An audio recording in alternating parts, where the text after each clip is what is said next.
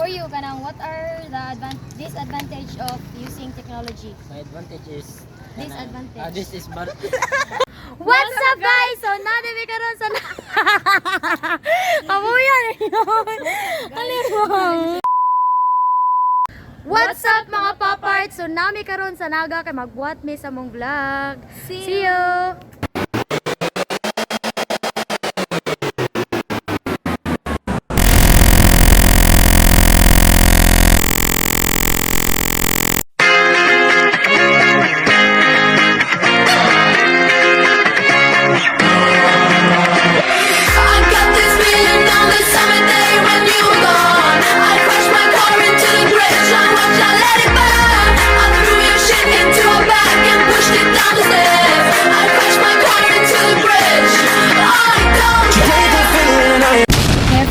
What's your name?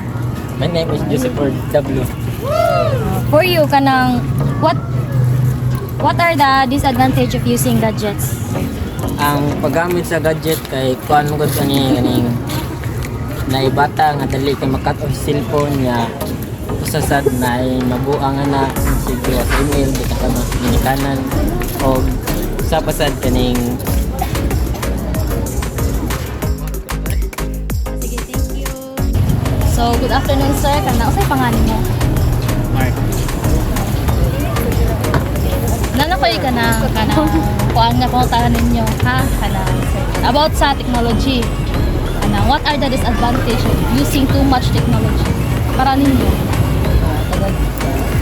Sige kag cellphone mabuang ka na. Pero amo na para to basta kan irip akan na. Kung bata din na mag-cellphone. Kana akong cellphone pero ako nilipan kay sa TikTok na kaya ako tanaw na passion. Ako kay kanang nasigraan sa cellphone na ginakabaw mo kaon ginamukhan sa pangulas. Pag tinapulan na ka.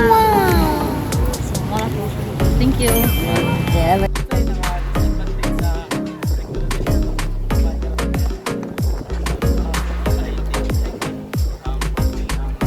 Advantage niya kay overuse siya. Although nasa mga advantages like patabang siya sa society, mas madali atong trabaho, inana, machines.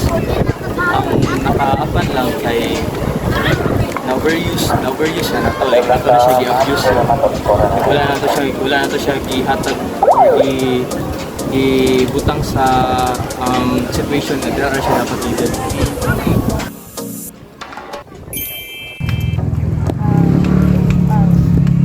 How does technology help you as a student? It can help me through my studies to kan mas mapadali siya o Dili bisay natin.